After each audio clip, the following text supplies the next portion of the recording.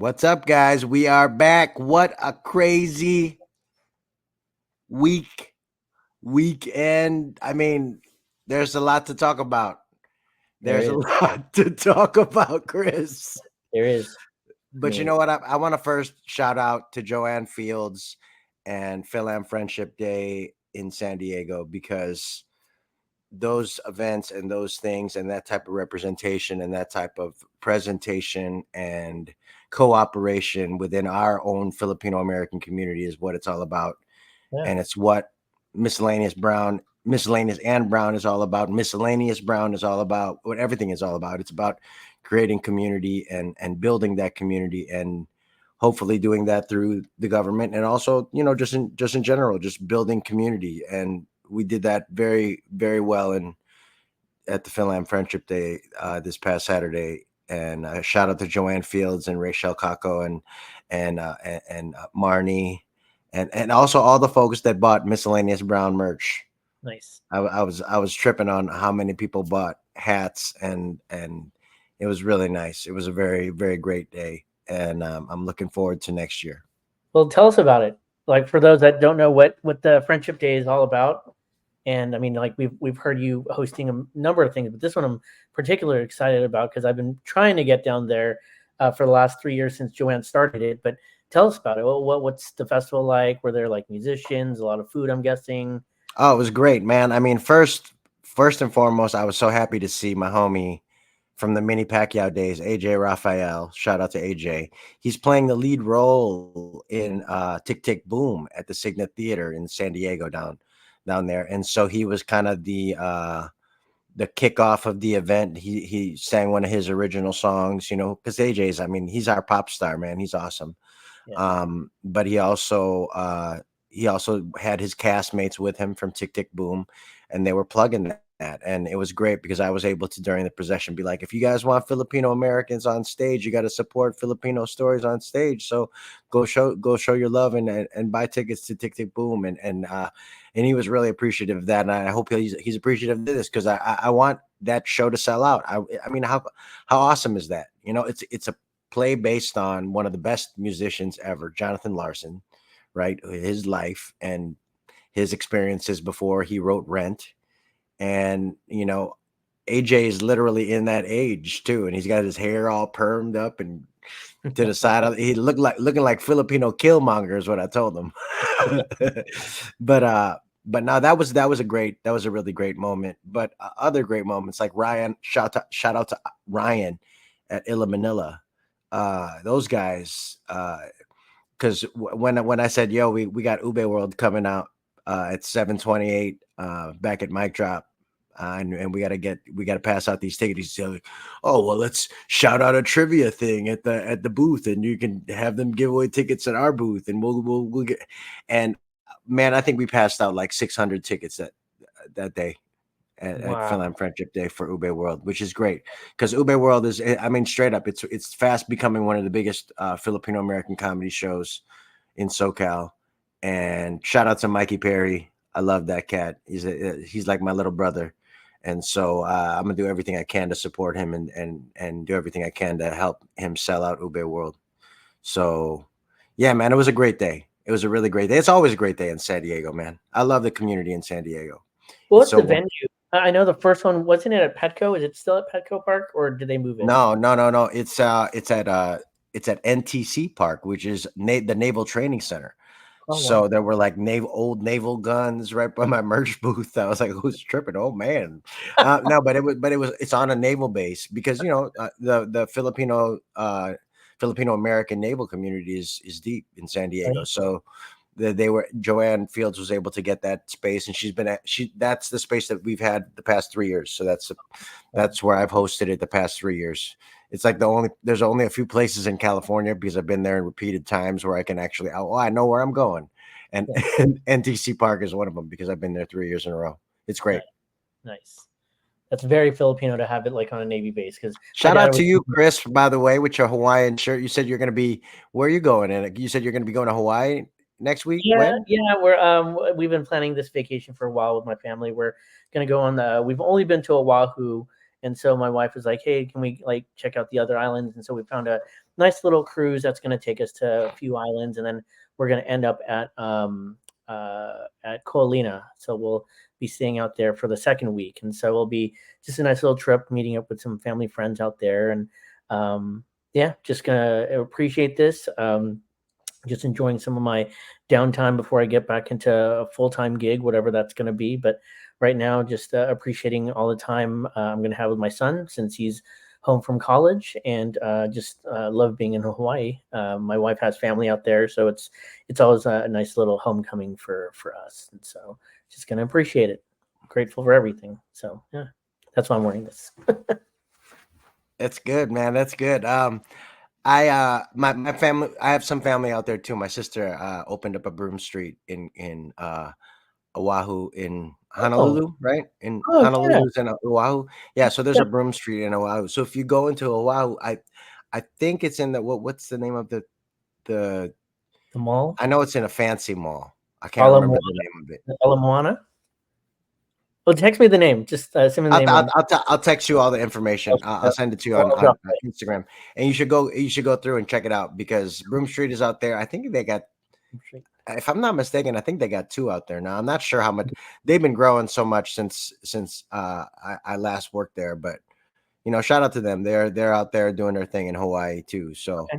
um, She'd be at the Hawaii is a drop. beautiful place, man, because Hawaii, brown faces are not the minority in Hawaii. I know. We are the majority there. Yeah. Yeah. It Yeah. No, feels kind of nice. it's so nice. Yeah. It's yeah, I'm looking forward to that part where it's just like, I mean, aside from just the culture itself, being by the beach, just being on North Shore, I just feel at home, but being around like people, our people in that very specific way, it's so comforting. But will your sister most likely be at the shop if we drop by Nah, or no? Okay. nah, they run it from afar. Now they got the workers doing the work. Now they're full on capitalists, which is good for Okay. them. I mean, but no, that would be a very good coincidence if you walked into Broom Street and my sister or my brother-in-law were actually in the shop. Just Okay. because, I mean, that's how you want to have it. I mean, you want to have a business that runs itself, and that's what Yeah. they've created in both. They still have the ones that are running here in LA too, so they're doing very well for themselves, and That's I'm happy awesome. for them. I'm also happy that I'm no longer working there, just because I have the freedom to do the things that I want to do, which is great as well. So it's all good, man. Awesome. But enough about us, right? You about to go to Hawaii. I was just in San Diego. I'll probably be in San Diego again. But this week has been a very Something happened? eventful week in pop culture and politics, I will say. Did something happen? Was uh was there something that happened over the weekend? Just it You might have happened. texted me about it during the Phil Am Friendship Day. You said, "Oh my God, his supporters are going to be insufferable after this," and you are correct. I mean, and they are. I mean, and you knew it. You expected it. There was some of them blame Biden. He ordered it. He put in the order. One of the congressmen on Twitter, or X, or whatever the hell you want to call that stupid Yeah. app that I deleted after Elon bought it. But then you got Wilbert talking about uh it, all the things, all the stupid. Just Oh, stupid. Yeah. I Yeah. can't. I get it. Okay, he was shot. Is it? I'm not gonna on our podcast be out here advocating for violence because, of course, it's not. That's at the end. We don't want to have a political climate where there's violence because that's not it's not feasible. It doesn't work, Yeah. especially in our form of government with democracy where everybody gets a say and supposedly all men are created equal. Violence doesn't work with it. Hmm. It just doesn't work, you And we've know. seen what it looks like around the world. I mean, Right. it's horrible that we and shouldn't. and at the end of the day, this is this has been this you could have predicted this, Yeah. when you when you support, and remember he said, I'll pay for your bills, your legal bills if you beat up somebody who's going to throw a tomato, in his first rallies in 2016, and the people that got beat up at his rallies in 2016, and then good people on both sides during Charlottesville, and I mean, then January 6th, can we 4 years ago, January 6th, we're talking about a bunch of people motivated to violence. For the first time ever, there was a Confederate flag on the Capitol, in the Capitol, Yeah. in U.S. Congress, in the House of Congress. There was a Confederate flag, and I mean, you think that it, eventually someone who's not right is gonna not be motivated to do something? I mean, it was inevitable, Yeah. and then you talk about, you throw in COVID and all the other mishaps and terrible tragedies that happened under his watch, and that elicits a lot of emotion out of a lot of different people, and a lot of different things happen. So I mean, the shooter's a registered Republican, so you can't even say, oh, I mean, Chris, to be real and honest, I was just, whenever something bad happens to an older white man, I'm always just like, please, please, please, please don't let it be a brown dude. Yeah. That's just the same, in the same way that I believe it was, I think D.L. Hughley was say the same thing. Please don't let it be a black dude.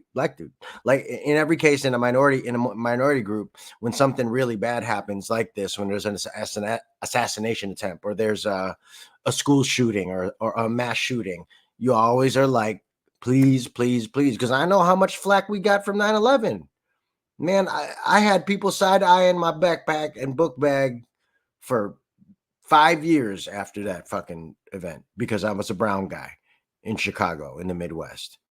So I know how it feels, to be profiled and all that stuff. So I don't know, man. It's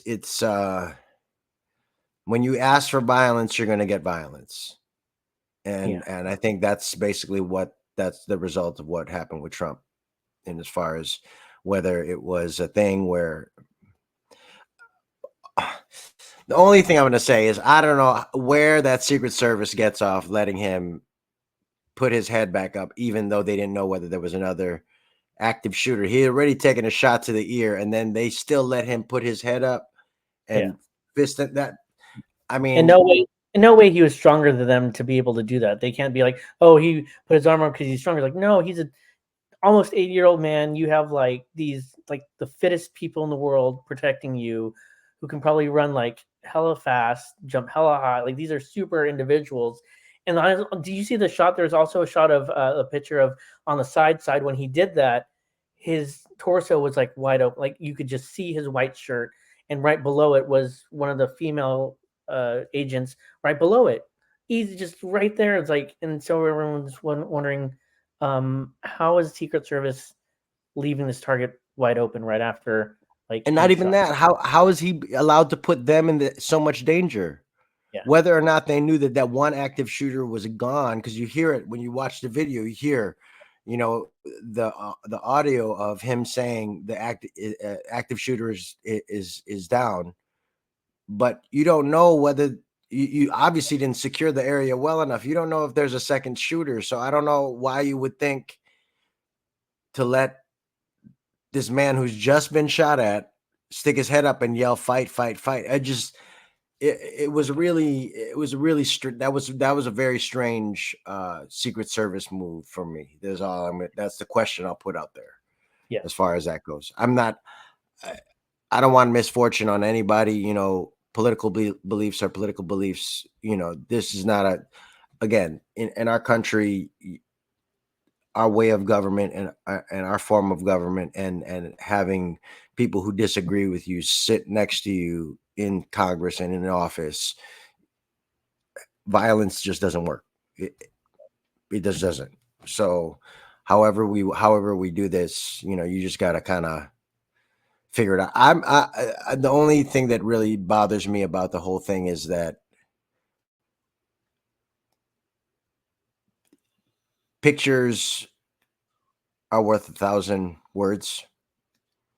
And some of those pictures are pretty damn infamous. They're going to go down in infamy for sure, whether or not Trump wins the election, which is, now it's in question because you got the Democrats still infighting, and you've got a very big event that's going to, galvanize the Republican. They've already galvanized behind them. Some of them are accusing Biden of a hit. So like, they've already galvanized behind him, where we're still talking about, oh, we got to replace the old guy because he was bad at the debate. I just, as articulate and as smart and as revered as I have George Clooney, like, keep that shit to yourself, homie. Don't say that. That's stupid. That was a stupid move. All these moves where we're fighting amongst ourselves. We do this shit all the time. The primary is over, guys. Yeah. There's no functional way other than Joe Biden stepping down and or, being physically unable to perform the office and Kamala assuming the office.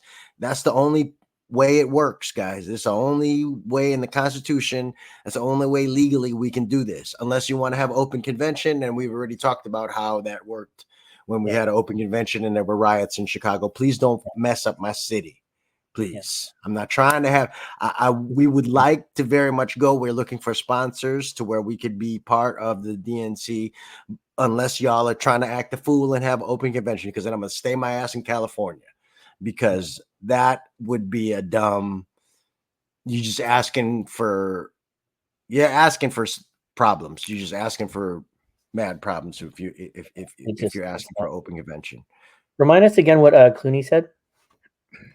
Well, he was just basically saying that he loved Joe. It was basically your respect. It's your standard now after the debate, your standard respectful diss of the debate.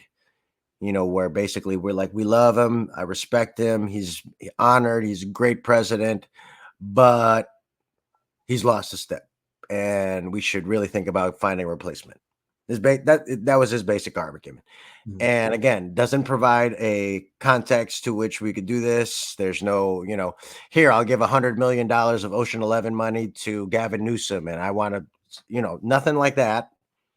Just throwing that Pandora's box of a bullshit article out into the ether and putting doubt into the air and frankly giving this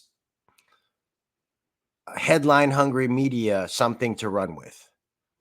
And it's just, I've almost stopped watching the news, other than just like headlines and give me the facts that I kind of can digest on my own, because the way y'all interpret it is just pissing me off at this point. That's another reason why we have this show.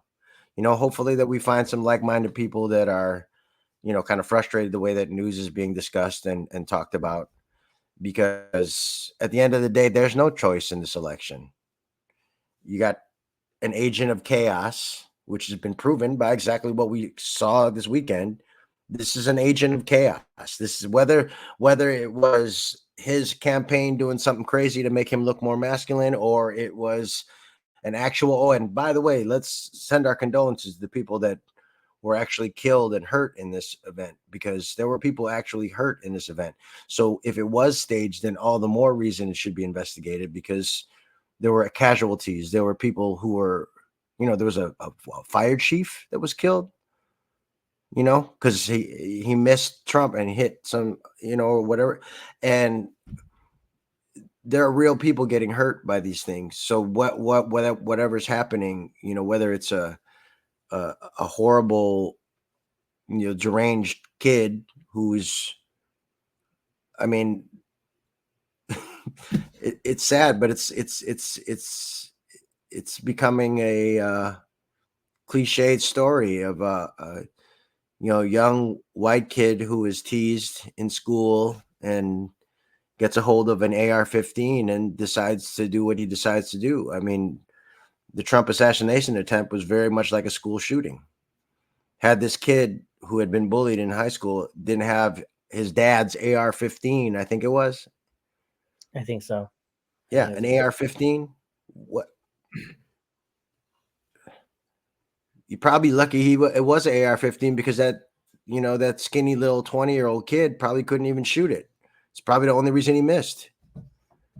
And it because it's too much of a gun for anybody unless you're trying to kill somebody. And obviously he was, but he missed. And what happens when a 20-year-old deranged kid decides to go to a Biden rally, or are we going to have rallies now until the election? Now that's going to be something that's a question. It's a crazy time because we're back into the tumultuous times like the 60s where our political leaders were assassinated, like Kennedy, like Robert Kennedy and Martin Luther King and Malcolm X. And it's a scary time to be in this political climate because like I said, January 6th is a boiling point. Yeah, it was the boiling point, and now we're dealing with the lava, and it's burning all over onto everything. From the fact that half of the Republican Congress is complicit in all of that, up to including some of them were giving tours on January 5th and 4th to the heads of the Proud Boys. I mean, it and it's on camera, but we haven't acknowledged it. We brush under the table, or we want to remain. The days of remaining cordial with political parties are done until these crazy people who throw tantrums until it's their way are gone. These bleach blonde, bad built butch bodies got to be brushed away. Well, you briefly mentioned it. What I was thinking was because you had mentioned like back in the 60s when, unfortunately we had political assassinations, we had MLK. What I'm wondering, like when you're thinking about like how far away, I think you said it was 150 yards away from that rooftop to get to Trump. I looked at it, I'm like, okay, well, back in the 60s when they're trying to figure out like the grassy knoll and all these other things, these different theories of like where the shooter was for the Kennedy assassination, that was decades ago, and we couldn't plan or like scour these potential spots for a shooter to be at to be able to do this. And even if there were guns that could get through metal detectors, this person wasn't checked. Like, I mean, what happened with all this other political stuff aside, just what did the Secret Service do or not do to prepare for this after 1969 or whatever it was, right? Like, well, according to the coverage of it I was watching, it basically said that vicinity and that part of because it was off grounds of the event technically, so that the local police were involved, and that a local police person saw him climbed up the ladder that was right by where the shooter had set up to climb up and get to the roof, and climbed it up there, saw the shooter, and I guess rushed the shooter from doing what he was trying to do, and then was spotted by the opposite snipers that were set up for people like him, because they had the Secret Service had other snipers up there, like to fight or to combat that type of an attack, and that's why he was eliminated so fast, because he was taken up by those snipers. Apparently, this is not me. I didn't read the police report. I didn't. I'm just going by all the reports that I've been listening to because I knew we were going to talk about it today. But at the end of the day, I'm not sure. I don't know what really to make of it. I'm a little frightened of some of the imagery that's come out of it, because it's making Trump look, like the person that he's claiming to be, like this strong leader, dictator that, is bulletproof, and then you got the she just dismissed the documents case, the judge in Florida, She just dismissed it. So, you know, in a lot of ways, she's just following the lead of the Supreme Court with the immunity. So now you're really talking about whether you want to have a dictator king who can ultimately decide to choose whether or not anybody lives or dies or whatever else, or, you know, can send out SEAL Team 6 to any of his political adversaries, including us, by the way, you know,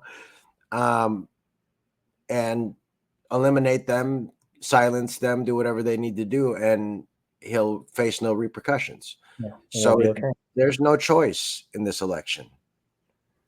It's very easy, and that's why for me, all the talk about Biden stepping down or anything else, you know, could we do it? For sure. Could there be a way to finagle it where Kamala becomes the top of the ticket? Of course. Has that ever been done before in our country? Like in the times that it has been done, what happened? When you go into an open convention, what happens? You know, these aren't things that we want to, especially now, we just batten down the hatches, man, because it's like I was saying before, it is chaos or an agent of chaos versus, you know, maybe status quo in a lot of ways, but the status quo has been working for the past 4 years because he got us back to status quo from that crazy pandemic. And if that's not something to be thankful for, I don't know what is, because those were some dark days 4 years ago. Need I remind everybody? Yeah. You know, I mean, it's so stupid we have to send these reminders. And every time we talk about it, it's always about like, did you guys forget? Like, I just don't understand. Like, do you remember the people that died and suffered because of this and how mishandled it was? Like, I don't get how we can forget so easily. Whereas every year, every September 11th, we say like, never forget. Okay. Yeah. A lot of people died. It was horrible. It was a terrorist attack, but the pandemic was worldwide. People died. People suffered. You know, our frontline families, because a lot of them were Filipino, suffered through this, but also made things happen and better. But for some reason, just because it's 4 years later, it's like, oh, let's repeat history immediately and see what happens. Let's have the same fight and let's see what happens if we bring back someone who's now a convicted felon. See if things are better. I can't even, you know, you're talking about a guy who is I don't want to use the wrong term, but he's been convicted of sexual assault or found guilty of sexual assault in a civil case with Eugene Carroll. He has basically delegitimized his whole business through tax fraud from the New York District Attorney's case, where he owes $400 million. And then even the bond company doesn't even have enough money to cover the bond that it was reduced to because of his privilege. And I don't even know where that is yet, because I don't know where that $150 million that he owes, or $400 million that he owes in tax fraud and business fraud to the New York state government, right? And then you got 34 convictions. This dude's a felon. Not one Republican has asked this guy to step down. After all, grab him by the pussy, all that stuff, they have stood by their man. And I'm not saying to blindly follow like a cult. I understand all the faults. I understand all the pitfalls that come with voting for Joe Biden and his age and his, you know, fragility, as it looked like at the debate, and even all throughout some of the speeches. He still doesn't look like, you know, I would agree with George Clooney in the sense that he's not the same dude that he was 4 years ago, but none of us are. We all age, we all go forward. And the thing about it is we go forward with the Biden Harris ticket, then guess what happens? If something were to happen to Joe Biden, Kamala Harris would assume office. And now we can talk about Trump's VP candidate, because if Kamala Harris is one of the viable candidates for president after and if Joe Biden wins re-election, and we can hopefully assume that they're heirs. That's exactly what JD Vance is to Trump. He's 38 years old. He's a senator from Ohio. So he's basically trying to lock up Ohio to make sure, because if he loses Ohio in the presidential election, he's done. He knows he'll get Florida because that's where he's from. And, that's why he didn't pick Rubio. I think Burgum was way too. Montana doesn't have enough electoral votes, right? Is he Montana or South Dakota? I can't remember where Burgum's from. South Dakota. I think Isn't is I thought Kristi Noem was South Dakota. Yeah. I'm confusing the two. But either way, I think in the case of Burgum, he's come from, even though he's a successful, rich business guy like Trump likes, he's not from a state that's of any consequence. He knows. Burgum is North Dakota. Sorry. There you go. But even in any case, Burgum is North Dakota, Noem is South Dakota. In both cases, Kristi Noem, we already know. Thank you for taking the dog thing. Oh, and by the way, also JFK Jr. Is it JFK? RFK? RFK Jr.? RFK Jr. He was talking about he wouldn't eat a dog either. So these crazy people, I just don't understand what would make people. But in the case of JD Vance, he scares the shit out of me. I'll be real.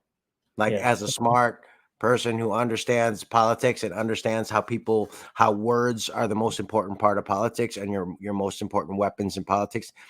JD Vance went to Yale. He was a never Trumper in 2016 and then understood how to play the game. And now he was one of the biggest never Trumpers in 2016 with his Hillbilly Elegy book.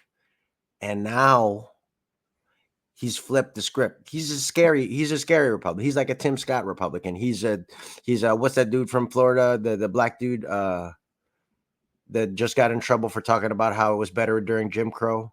Fat dude. Yeah, didn't we just talk about him? Yeah, Brandon something. But either way, he knows better. You know what I'm saying? He knows better. JD Vance understands the game, and he understands the power vacuum that will be left after Trump, whether or not what happens, and him being the VP, whether or not we win in November,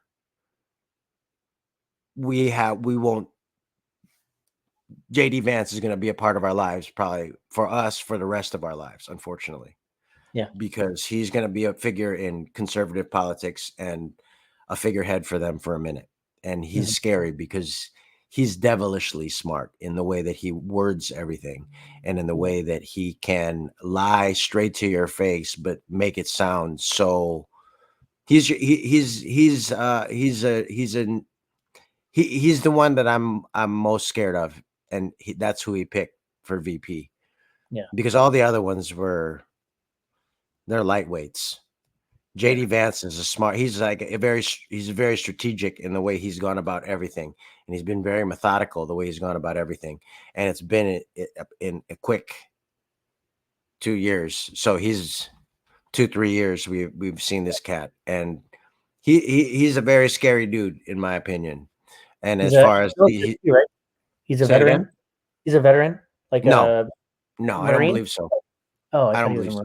Oh, okay. I don't believe so, but I could be wrong. I did some research on him, but the research that I did on him was mostly he had a movie about his book that he wrote, Hillbilly Elegy. He had a movie made about it, directed by Ron Howard. You know what I'm saying? He knows what he's doing, man. He's not an idiot like Trump. The only reason we know Trump's name is because his daddy had a lot of money, right? That's really the only reason we know half of these fools. That's part of why, all the stuff with Clinton, yeah, but we still didn't know who Clinton's daddy was. He's a man who made himself, right? Obama, same shit. Then look at the Republican side. I'm just gonna rest my case. Yeah. Once you had Reagan started this whole thing, right? 1980, that was a conservative movement. All the going for the all the Bible Belt Democrats with the conservative Christianity and all that stuff, right? And going after abortion and all this is all in the 80s.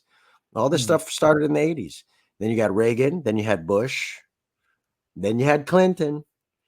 And I would say, to be honest, if you ask me, the only reason that we have Clinton is because of Mr. Arsenio Hall.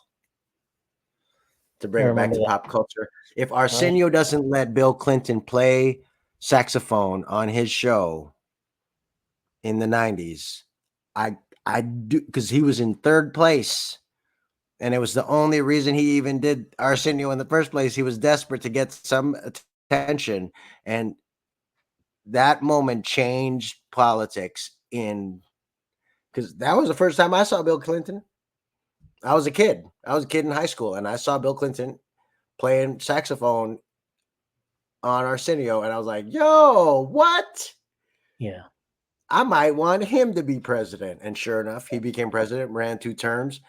And then you had another consequential election where what happened? We got into our heads. Al Gore and Bill Clinton didn't endorse Al Gore until it was too late, and all these other things like with Democrats where we fight amongst each other because one's smarter than the other and who's supposed to be smarter. And Al Gore lost in 2000. And who got elected twice after that? Yeah. W. God, still a war criminal. I don't care how many paintings he paints. I don't care how many times he sits with Michelle Obama and she gives him a pound. I don't give a shit. He is a war criminal to me, and I will never, ever forgive him for the things that he did in the Iraq War, up to and including for me, the memo that was on the fucking desk 2 weeks before 9/11 happened, and it said that Al Qaeda, the whole thing. You know what I mean? Like Katrina. Think about all the tragedies that have fallen upon this country and when they happened. They happened when people who were in charge that don't like the government. I don't understand why you would want to elect anybody whose main focus is saying, I don't like the government and we need to shrink the government. Well, then why the fuck do you want to be elected? Why do you want to work within it if you hate it so much?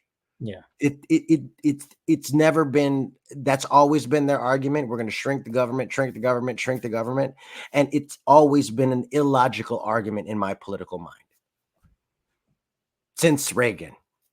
So here we are now. We got Project 25. We've got the Trump monster that this whole movement created, where he can be a convicted felon, indicted rapist,